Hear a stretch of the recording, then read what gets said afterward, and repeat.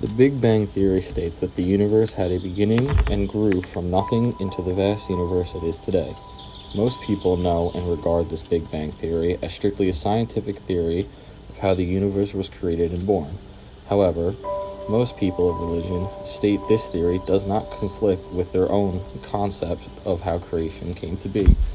Instead, it agrees with their concept of creation being born out of nothing, and some even imply that it goes along with when God had said, "Let there be light," and thus the universe was born. So science and religion don't necessarily disagree in this concept, but have a cohering view on the matter. Teilhard understood the scientific quest as a search for the unity of knowledge, where at its deepest level is closely related to the deep human longing to understand.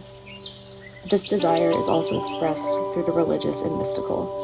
Teilhard believed that together, science and faith provide the stable groundwork for the convergence of the human condition and thought. His vision requires the holistic belief that both science and religion are essential to living the most full and rewarding life. He says that religion and science are the two conjugated faces or phases of one and the same complete act of knowledge, the only one which can embrace the past and future of evolution, and so contemplate, measure, and fulfill them. The story of the human person does not take up a large portion of the current story of evolution, as we have not been here long enough to do so. But thanks to technology, we are at the precipice of what could be another major evolutional change. We, like all other living things on this planet, original sole purpose was to be able to perfectly fit in our world and fill a task. Every living thing on this planet has a purpose, because if we did not, we would have survived the thousands of years that humans have been on this planet. We would have evolved into another hominidity, similar to how we evolved from the ones that came before us. With the use of technology, we could be able to create a new form of what we consider human. With our desire for constant growth of humanity and knowledge, it is only inevitable that we start to become one with technology. As there are many examples of this already existing in our current time, this will be a complete change in what is evolution, as it has always been a biological adaptation is now becoming technological. Teilhard's vision for the future of our planet revolves around our ability to love the world as something divine. Teilhard saw our world and the divine not as two separate entities, but rather saw our world as being infused with divinity.